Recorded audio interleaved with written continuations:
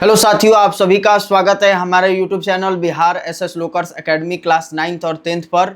आज के इस क्लास में हम लोग कहानी के प्लॉट जो पाठ पढ़ रहे थे उसके आगे के बचे हुए जो कहानी है उसको हम लोग आज पढ़ने वाले हैं। कल हम लोगों ने कहानी में ये देखा था भगजोगनी के सुंदरता के बारे में हम लोगों ने कल पढ़ा। फिर उसके बाद ये भी हम लोगों ने देखा कि उनके घर में जो है मुंशी जी के घर में खाने पीने के लिए भी कुछ नहीं था। उनकी जो बेटी थी वो मतलब कि 11-12 वर्ष की हो चुकी थी, लेकिन जो है उनकी मतलब कि बेबसी ऐसा था, या मतलब कि लेखक जो है उस भगजोगनी को बेचारी कह के संबोधित करते हुए बताते हैं कि उसके पास अपना का शरीर को ढकने के लिए जो है ना सही ढंग से कपड़ा नहीं है। वो केवल जो है अपनी लज्जा को ढकने के लिए जो है एक पतला सा चिथड़ा लपेटे हुए है। ये चीज़ उन्होंने बताया। और उन्होंने ये भी बताया कि पहले के समय में जैसे मुंशी जी जो थे अपने भाई के ज़माने में खूब ऐशो आराम से जीते थे। आज जो ऐसा भी हो गया है कि उनकी बेटी को जो है ना सिर के बाल जो है वो ख़राब हो चुके हैं, क्योंकि सिर के बाल में जो है तेल लगाने के लिए भी जो है ना उनके पास रुपया पैसा नहीं है कि वो तेल ला करके जो है अपनी बेटी को दे सके कि बाल में वो तेल लगा करके अच्छे से रह पाए। ऐसी हालत उनकी हो गई है। तो यहाँ तक हम लोगों ने कल पढ़ा था। आज हम लोग देखेंगे आगे के कहानी में कहा जा रहा है कि कहते हैं प्रकृति सुंदरता के लिए कृत्रिम श्रृंगार की जरूरत नहीं होती। मतलब कि यहाँ पर लेखक बता रहे हैं कि प्राकृतिक जो सुंदरता होती है, प्रकृति यानी नेचर के द्वारा जो सुंदरता मिला है उसके लिए कृत्रिम श्रृंगार यानी कि बनावटी जो श्रृंगार होता है, जैसे हम लोग अपने को जो है ना खूब जैसे लड़कियां होती है श्रृंगार करती हैं। अब कृत्रिम रूप से जो श्रृंगार करती है, जो प्राकृतिक रूप से श्रृंगार है, दोनों में क्या होता है? अंतर हो जाता है। नेचर के द्वारा जो उनको सुंदरता मिला है और खुद से जो वो सुंदरता बनाती है, दोनों में क्या होता है? अंतर होता है। तो लेकिन यहाँ पर कहा जा रहा है कि अगर आपको प्राकृतिक रूप से सुंदरता मिला है तो आपको कृत्रिम श्रृंगार करने की जरूरत नहीं होती, क्योंकि जंगल में पेड़ की छाल और फूल पत्तियों से सजकर संकुल लता जैसी सुंदरी मालूम होती थी, वैसे दुष्यंत के राजमहल में 16 श्रृंगार करके भी वह कभी न फबी, किंतु संकुलता को चिंता और कष्ट के वायुमंडल में नहीं पली थी। उसके कानों में उदर दैद्य और कर्कश हाहाकार कभी न गूंजा था। इसके बाद कहा जा रहा है कि वह शांति और संतोष की गोद में पलक कर सयानी हुई थी, और तभी उसके लिए महाकवि की शैवाल जालिप्त कमलिनी वाली उपमा उपयुक्त हो सकी है। मतलब यहाँ पर लेखक जो प्राकृतिक सुंदरता और साथ ही साथ जो कृत्रिम श्रृंगार को लेकर के हमें बताया है, और इसमें जो है वो मतलब कि ये भी बताएं कि अगर आप प्राकृतिक रूप से सुंदर है, नेचर के द्वारा आपको सुंदरता मिला है, लेकिन आप कृत्रिम श्रृंगार कर रहे हैं तो क्या हो सकता है, इसको लेकर के उन्होंने यहाँ पर बताया है। फिर आगे वो बताते हैं कि पर भगजोगनी तो गरीबी की चक्की में पीसी हुई थी, भला उसका सौंदर्य कब खिल सकता था।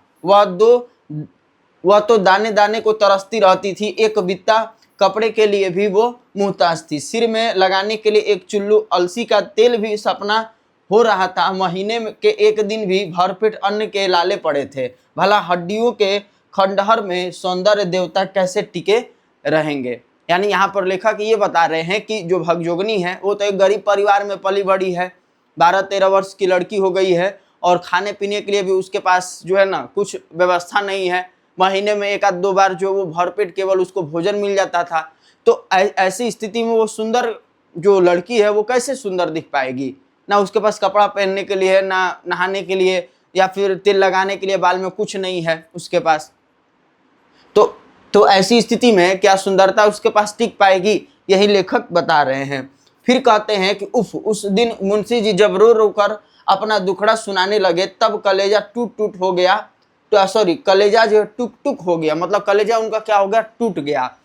कहने लगे, क्या कहूँ बाबू साहब, पिछले दिन जब याद आते हैं तब गस आ जाता है। फिर कहते हैं कि यह गरीबी की तीखी मार इस लड़की की वजह से और भी अखरती है। देखिए इसके सिर के बाल कैसे शुष्क और गोरख धनधारी हो गए रहे हैं। घर में इसकी माँ होती तो कम से कम इसका सिर तो जुओं का अड्डा ना होता। मेरी आंखों की जोत अब ऐसी मंद पड़ गई है कि जुएं सूझती नहीं, और तेल तो एक बूंद भी मयस्सर नहीं।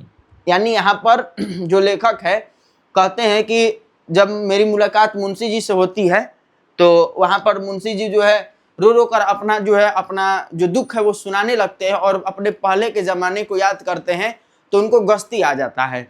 ये चीज़ वो बोलते हैं। फिर कहते हैं कि अगर इनकी इस लड़की की माँ होती, यानी भगजोगनी की माँ होती, तो उसके सिर में जो जू अपना अड्डा बना लिए हैं, जो जू ज़्यादा हो गए हैं, अगर उसकी माँ रहती तो जू जो है निकाल देती सिर से। और मैं हूँ तो मेरे आँख से तो कम दिखता है, अब मैं बूढ़ा होते जा रहा हूँ, तो मुझे जो है जू कहाँ से दिखेगा, नहीं दिख पाएगा। तो ये अपना रोते रोते सारा हाल जो है लेखक को बताते हैं। फिर कहते हैं कि और तेल तो एक बूंद भी मश्क नहीं होता, यानी तेल भी नसीब नहीं होता बाल में लगाने के लिए। अगर अपने घर में तेल होता तो दूसरे के घर जाकर भी कंघी चोटी करा लेती, सिर पर चिड़ियों का घोंसला तो न बनता। लेखक ये भी बता रहे हैं कि लेखक से जो है मुंशी जी ये भी कह रहे हैं कि अगर हमारे यहाँ तेल उल भी होता तो ये मेरी बेटी जो किसी और के यहाँ जा करके अपने सिर में तेल लगा लेती, कंघी करवा लेती, उसके बाल में तो जू के तो या चिड़ियों का जो है ये जू जैसे चिड़िया जो है वो उसका तो घोंसला तो नहीं बनता। फिर कहता है कि आप तो जानते हैं यह छोटा सा गांव है, कभी साल साल छमासे में किसी के घर बच्चा पैदा होता तो इसके रूखे सूखे बालों के नसीब जागते हैं। ठीक। फिर कहते हैं कि गांव के लड़के अपने अपने घर भरपेट खाकर जो झोलियों में चबेना लेकर खाते हुए घर से निकलते हैं, तो यह उनकी बाट जो होती रहती है उनके पीछे पीछे लगी फिरती है, तो भी मुश्किल से दिन में एक दो मुट्ठी चबेना मिल जाता था। खाने पीने के समय किसी के घर पहुंच जाती है तो इसकी डीठ लग जाने के भय से घरवालियाँ दुराने लगती है। कहाँ तक अपनी मुसीबतों का बयान करूं भाई साहब, किसी की दी हुई मुट्ठी भर भीख लेने के लिए इसके तन पर फटा आंचल भी तो नहीं है। इसकी छोटी उंगलियों में ही जो कुछ अट जाता उसी से इसकी तरह किसी तरह पेट की जलन जो है बुझ जाती। कभी कभी एक आध फांक चना चबेना मेरे लिए भी लेते आती, उस समय हृदय तो टूट हो जाता है, मतलब टूक हो जाता है, टुकड़ा हो जाता है। यानी लेखक से मुंशी जी ये भी बता रहे हैं कभी कभार ऐसा होता है कि गांव में अगर लड़के मतलब कि कहीं किसी के यहाँ गए या अपने अपने घर से जो है भर पेट खाना वाना खा करके और झोलिया भर के जो चबेना लेकर के निकलते थे, तो मेरी बेटी जो है उनके पीछे पीछे जाती थी उनसे मांगने के लिए, तो एक आध दो मुट्ठी जो इसको मिल जाता था। कभी किसी के घर जा कर के खाना वाना मांगती थी तो वो लोग जो है उसको भगा देती थी। तो इसके पास उतना कपड़ा भी नहीं था कि मतलब ऐसा कपड़ा भी नहीं पहन रहती थी कि आंचल जो है पसार करके अपना जो भीख उक मांगे। तो इसके जो नन्ही मुट्ठियों में जो भी खाना आ पाता, जो भी चीज़ें आ पाता, बस वहीं ला करके खाती, अपना पेट भरती और कभी कभार मुझे भी देती। तो मुझे जब देती थी तो मुंशी जी को क्या होता था, दुख होता था। वो सोचते थे कि काश मैं अगर कमाने लायक रहता, अगर मैं जो है आराम नहीं ढूंढता, अगर पैसे रुपये कमाता तो ऐसा स्थिति नहीं आता। तो ये सोच करके इनका हृदय जो है वो टूट जाता है। फिर आगे कहते हैं कि किसी दिन भर घर घूमकर जब शाम को मेरे पास आकर धीमी आवाज से कहती है कि बाबूजी भूख लगी है, कुछ हो तो खाने को दो, उस वक्त आपसे इमामन कहता हूँ जी चाहता है कि गल फांसी लगाकर मर जाऊं या किसी कुएं या तालाब में डूब मरूं। ये क्वेश्चन भी पूछा गया है आपसे एग्जाम में और किताब में भी दिया हुआ है प्रश्न कि मुंशी जी अपनी बेटी की किस बात को सुन करके जो है ना वो सोचते हैं कि गल फांसी लगा करके मर जाऊं या किसी कुएं या तालाब में डूब मरूं। तो कभी ऐसा सोचते हैं जब उनकी बेटी दिन भर घूम करके उसको खाना पीना नहीं मिलता, तो जब शाम को अपने पापा के पास, अपने पिताजी के पास आ करके बोलती कि मुझे भूख लगी है, कुछ खाने के लिए दीजिए, तब जो ये सोचते कि मैं फांसी लगा करके मर क्यों ना जाऊं या फिर किसी कुएं या तालाब में डूब करके मर जाऊं, ये वो सोचने लगते हैं। फिर आगे कहते हैं कि मगर फिर सोचता हूं कि मेरे सिवा इसकी खोज खबर लेने वाला इस दुनिया में अब है ही कौन। आज अगर इसकी माँ भी जिंदा होती तो कूट पीस कर इसके लिए मुट्ठी भर चून जुटाती, किसी कदर इसकी परवरिश कर ही ले जाती। और अगर कहीं आज मेरे बड़े भाई साहब बरकरार होते तो गुलाब के फूल सी ऐसी लड़की को हथेली का फूल बनाए रहते। यानी आज इनके बड़े भाई जिंदा रहते, उनके पास रुपया पैसा था, ही दरोगा थे, तो आज ऐसा दिन देखने को नहीं मिलता। मेरी जो बेटी है वो अच्छे से सुखी रहती, सुखी हो मतलब रहती वो। लेकिन क्या होता है कि जरूर ही किसी राय बहादुर के घर इसकी शादी करते। कौन? मुंशी जी के बड़े भाई। जब वो रहते, रुपया पैसा उनके पास था, तो बड़े अच्छे घराने में इसकी शादी विवाह करते। आगे कहते हैं कि मैं भी उनकी अंधाधुन कमाई पर ऐसे बेफिक्री से दिन गुजारता था कि आगे आने वाले इन बुरे दिनों की मुतलक खबर न थी। देखिए मुंशी जी इतना उस समय ऐशो आराम में अपना जीवन को व्यतीत करने लगे कि उनको ये भी खबर नहीं रहा कि आने वाले समय में अगर उनके बड़े भाई नहीं रहे, उनका निधन हो जाए अचानक से या कुछ भी हो जाए, तो आगे की जिंदगी वो कैसे गुजारेंगे। अभी तक तो उनका जिंदगी सही चल रहा है, लेकिन आगे क्या होगा ये तो उनको भी मालूम नहीं था। आइए वो सोचते नहीं थे। अब आज ऐसा स्थिति आ गया है कि वो कहीं के नहीं है, अब वृद्ध भी हो गए हैं, कहीं कुछ काम भी नहीं मिलेगा इनको, अगर काम भी सोचेंगे तो वही चीज कह रहा है कि मैं इतना मतलब कि बेफिक्री से दिन गुजारा कि मुझे ये भी आने वाले समय का जो बुरा वक्त है उसको भी मुझे अंदाजा नहीं रहा। फिर कहते हैं कि वे भी ऐसे खर्च थे कि अपने कफन काठी के लिए भी एक खरमुहरा न छोड़ गए। अपनी जिंदगी में ही एक एक चप्पा जमीन बेच खाई, गांव भर से ऐसी अदावत बढ़ाई कि आज मेरे इस दुर्गत पर भी कोई रहम करने वाला नहीं है। उल्टे सब लोग ताने जनी के तीर बरसाते हैं। एक दिन वह था कि भाई साहब के पेशाब से चिराग जलता था, और एक दिन यह भी है कि मेरे हड्डियां मुफलिसी की आंच से मोमबत्तियों की तरह घुल घुल कर जल रही है। तो ऐसा स्थिति आज जो है हमारे मुंशी जी के साथ हो गया है। तो लेखक जो है इस सारी घटना को बताते हैं। फिर कहते हैं कि इस लड़की के लिए आसपास के सभी जवारी भाइयों के यहाँ मैंने 50 फेरे लगाई, दांत दिखाए, हाथ जोड़कर विनती की, पैरों पड़ा, यहाँ तक बेहया होकर कह डाला कि बड़े बड़े वकीलों, डिप्टियों और जमींदारों की चुनी चनाई लड़कियों में मेरी लड़की को खड़ी करके देख लीजिए कि सबसे सुंदर जचती है या नहीं। अगर इसके जोड़ की एक भी लड़की कहीं निकल जाए तो इससे अपने लड़के की शादी मत कीजिए। किंतु मेरे लाख गिड़गिड़ाने पर भी किसी भी भाई का दिल नहीं पिघला। यानी मुंशी जी लेखक से ये भी कहते हैं कि इस लड़की के लिए मैंने आसपास के सभी मतलब कि जितने भी इनके नाते रिश्ते या आसपास के लोग हैं उनसे जो है बात की है, उनसे शादी विवाह करने के लिए हाथ जोड़े, गिड़गिड़ाए, हर तरह का काम किए, लेकिन कोई भी नहीं माना। उन्होंने ये भी कहा कि आप सभी की भी लड़कियां हैं तो उन लड़कियों के सामने मेरी लड़की को भी खड़ा करके आप देख लीजिए कि कौन सुंदर लग रहा है, अगर नहीं सुंदर लगेगी तो आप जो है शादी नहीं कीजिएगा। तो ये सारी बातें वो की, लेकिन कोई भी नहीं सुना, किसी का मन नहीं पिघला। तो फिर आगे क्या होता है कि कोई यह कहकर टाल देता कि लड़के की माँ ऐसे घराने में शादी करने से इनकार करती है जिसमें न सास है, न साला है, न बारात की खातिरदारी करने के लिए हैसियत है। मतलब लेखक ये भी लिख रहे हैं इस कहानी में कि जब मुंशी जी बताते हैं उनसे कि मैं जिन व्यक्तियों के पास गया अपनी बेटी के लिए शादी कराने के लिए, तो वहाँ पर कई लोग ये कह करके टाल दिए कि लड़की की जो है ना माँ नहीं है, लड़की की माँ नहीं है। साथ ही साथ जो है ये भी बताती है आगे की बारात के लिए खातिरदारी करने के लिए भी जो है ना लोग नहीं है, हैसियत नहीं है। तो ये सभी कह करके वो लोग टाल देते हैं, उसकी शादी नहीं करते हैं। फिर क्या होता है कि कोई कहता है कि गरीब घर की लड़की चटोर और कंजूस होती है, हमारा खानदान बिगड़ जाएगा। ज़्यादातर लोग यही कहते हैं मिले कि हमारे लड़के को इतना तिलक दहेज मिल रहा है तो भी हम शादी नहीं कर रहे हैं, फिर बिना तिलक दहेज के तो बात भी करना नहीं चाहते। इसी तरह जितने मुंह उतनी ही बातें सुनने में आई।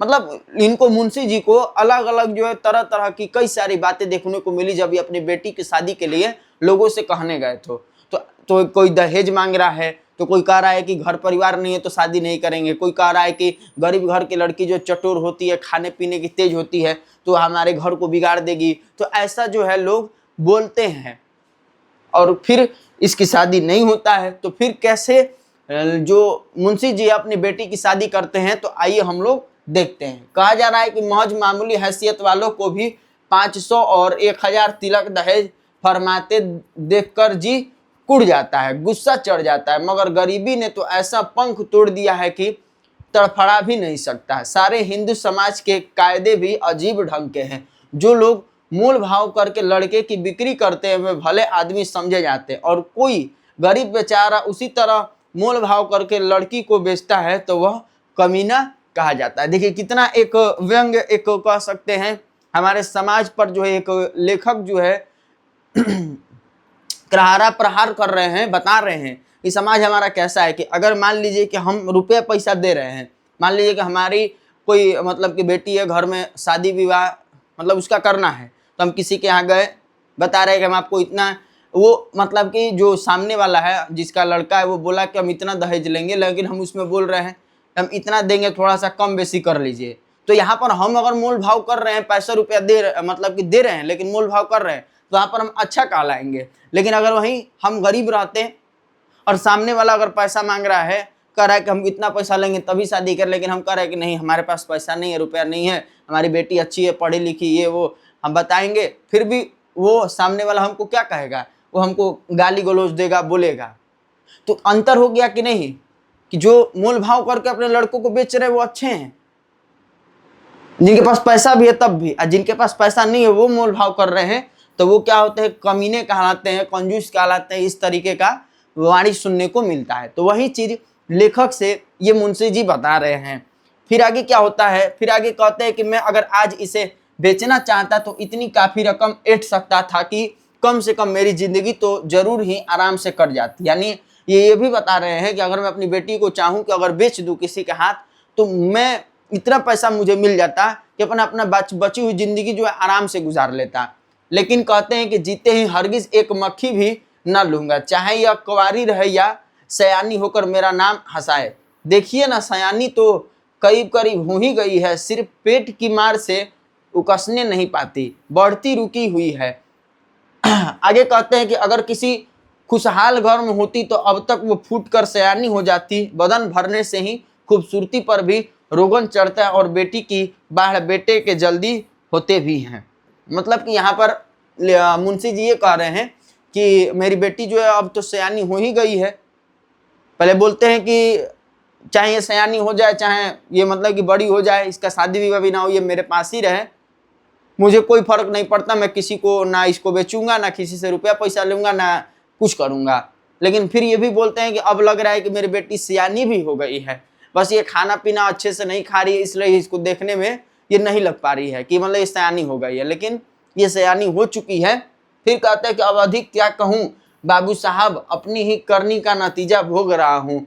मोतियाबिंद, गठिया और दम्मा ने निकम्मा कर छोड़ा है, अब मेरे पछतावे के आंसुओं में भी ईश्वर को पिघलाने का दम नहीं है। अगर सच पूछिए तो इस वक्त सिर्फ एक ही उम्मीद पर जान अटकी हुई है कि एक साहब ने बहुत कुछ कहने सुनने से इसके साथ शादी करने का वादा किया है। देखिए यहाँ पर अब मुंशी जी लेखक से क्या बता रहे हैं कि बाबू साहब, मेरा जो है ना, मेरी करनी का ये नतीजा मिल रहा है और मुझे खुद जो है कई सारे बीमारियों ने जकड़ा हुआ है। मुझे मोतियाबिंद हो गया है, गठिया का बीमारी है, दम्मा हो गया है, जिससे मैं कुछ कर भी नहीं पा रहा हूँ, मैं निकम्मा हो गया हूँ। एक साहब हैं जो बहुत कुछ कहने सुनने पर मान गए हैं मेरी बेटी से शादी करने के लिए, और मेरी बेटी से शादी करने के लिए वादा भी किए हैं। अब वो साहब कौन है भाई, आइए उस साहब को देखते हैं।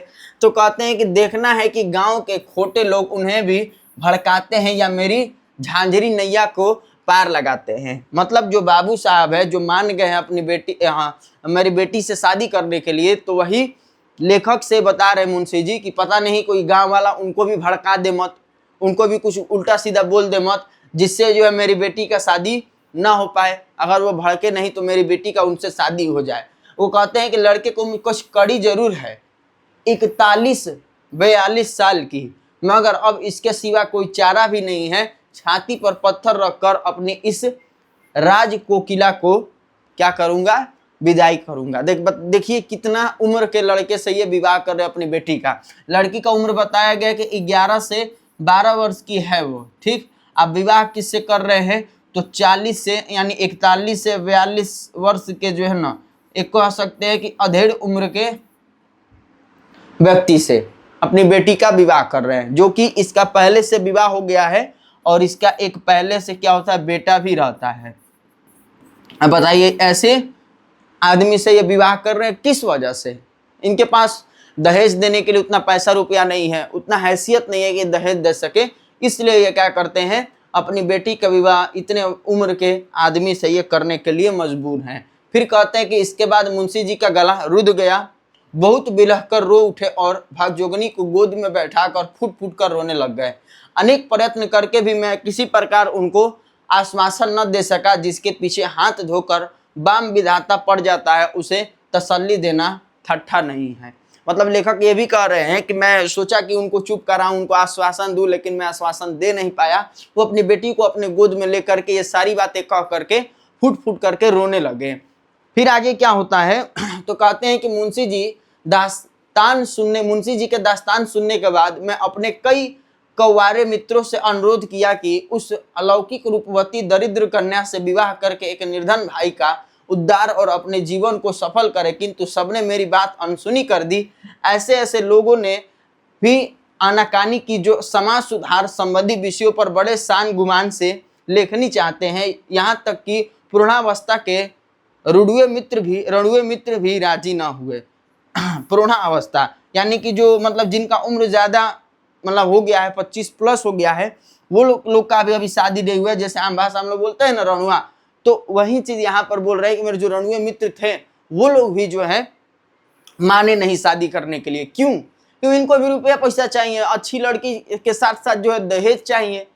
दहेज नहीं मिलेगा तो ये लोग शादी नहीं करेंगे। तो वही चीज लेखक भी कोशिश करते हैं, मुंशी जी की बातें सुन करके अपने दोस्त मित्रों में पूछते हैं कि कहीं कोई मिल जाए तो शादी विवाह करा दे, लेकिन कोई नहीं मानता है, ना इनके दोस्त मित्र और ना मुंशी जी जिनसे पूछे थे वो लोग, कोई नहीं मानता है। तो अंत में मुंशी जी क्या करते हैं, ये 41 और 42 वर्ष के जो वृद्ध व्यक्ति होता है उससे क्या करते हैं, अपनी बेटी का अंत में विवाह करवा देते हैं। तो कहा जा रहा है कि आखिर वही महाशय ढोला काढ़ कर भगजोगनी को अपने घर ले गए और वही शादी की कुल रस्में पूरी करके मुंशी जी को चिंता के दलदल से उबारा। यानी कि वही जो 41-42 वर्ष का आदमी था वही क्या किया कि डोला काढ़ कर भगजोगनी को अपने घर ले गया और वहीं जाकर के शादी विवाह का कुल रस्म पूरा किया और मुंशी जी की जो चिंता सताई जा रही थी भगजोगनी की शादी की, उससे वो उनको मुक्त कर दिया। फिर आगे क्या होता है, कहा जा रहा है कि बेचारे मुंशी जी की छाती से पत्थर का बोझ तो उतरा, मगर घर में कोई पानी देने वाला भी न रह गया। बुढ़ापे की लकड़ी जाती रही, देह चल गई, साल पूरा होते होते अचानक टन बोल गए। मतलब कि बेटी जब घर से चली गई तो उसका अभी साल भी नहीं बीता था बेटी को घर से जाए हुए, और अचानक से जो है उनका मृत्यु हो जाता है बुढ़ापे में, क्योंकि घर में अब कोई नहीं था, कोई एक गिलास पानी देने वाला भी कोई नहीं था, देखरेख करने वाला भी इनके पास कोई नहीं था। तो ये अंत में मर जाते हैं और गांव वालों ने गले में घड़ा बांधकर नदी में डुबा दिया। यानी इनका जो है अंतिम संस्कार भी नहीं किया, केवल इनको गले में घड़ा बांध करके इनको नदी में ले जा करके डुबा देते हैं। इसके बाद कहा जा रहा है कि भगजोगनी जीती है, मतलब भगजोगनी अभी जिंदा है, आज वह पूर्ण युवती है और आज जो है वो क्या हो गई है, एक मतलब कि कह सकते हैं कि एक स्त्री बन चुकी है, एक पूर्ण युवती बन गई है। उसका शरीर भरा पूरा और फूला फला जो है उसका सौंदर्य उसके वर्तमान नवयुवक पति का स्वर्गीय धन है। मतलब कि उसका जो सौंदर्य है, मतलब उसकी जो खूबसूरती है, जो उसके वर्तमान का पति है, उसके जो है मतलब कि धन से, उसके रुपया पैसा से जो है वो वर्तमान में उसका जो है शरीर जो है फला फूला है, सौंदर्य रूप उसका बना हुआ है। फिर आगे कहा जा रहा है कि उसका पहला पति इस संसार में नहीं है। पहला पति कहने का मतलब क्या हुआ, जिससे वो 41 और 42 वर्ष के उम्र वाले व्यक्ति से जो विवाह की थी, इसका क्या हो गया, निधन हो गया है। शादी के कुछ समय बाद इसका निधन हो गया और निधन होने के बाद इसका जो दूसरा पति बनता है वो उसका सौतेला बेटा होता है। सौतेला बेटा कहने का मतलब क्या है कि जो ये व्यक्ति है इसी का एक बेटा रहता है, इसकी पहली पत्नी का तो एक बेटा रहता है, तो इसी से फिर क्या होता है, भगजोगनी का विवाह हो जाता है। तो यही कहानी है। इस कहानी में हम लोगों ने देखा कि मुंशी जी जो है अपने भाई के ज़माने में तो बहुत ऐश मौज से रहे, उन्होंने ये नहीं सोचा कि आने वाले समय में वो कैसे अपने जीवन को गुजारेंगे, आगे आने वाले समय में क्या होगा, तो आगे का वो नहीं सोचे, इसलिए आज वो पछता रहे थे और अपनी बेटी का एक अधेड़ उम्र के व्यक्ति से विवाह कर देते हैं। क्योंकि दहेज लोग मांग रहे थे, रुपया पैसा इनके पास था नहीं। तो ये कहानी हम लोगों ने समझ लिया। अब हम लोग नेक्स्ट क्लास में जो है इस पाठ का ऑब्जेक्टिव और सब्जेक्टिव क्वेश्चन करेंगे। तो आप लोग बताइएगा कि ये कहानी आप लोग को कैसा लगा, और इस कहानी को सुनने के लिए, इस क्लास से जुड़ने के लिए आप लोग का तहे दिल से धन्यवाद। अगर आप लोगों ने अभी तक हमारा Bihar SS lockers academy class 9th और 10th जो नया यूट्यूब चैनल है उसको सब्सक्राइब नहीं किया है तो आप लोग फटाफट से जाकर के सब्सक्राइब कर लीजिए, बेल आइकन को प्रेस कर दीजिए ताकि हमारे नए नए क्लासेस का अपडेट आप लोगों तक पहले मिलते रहे। धन्यवाद।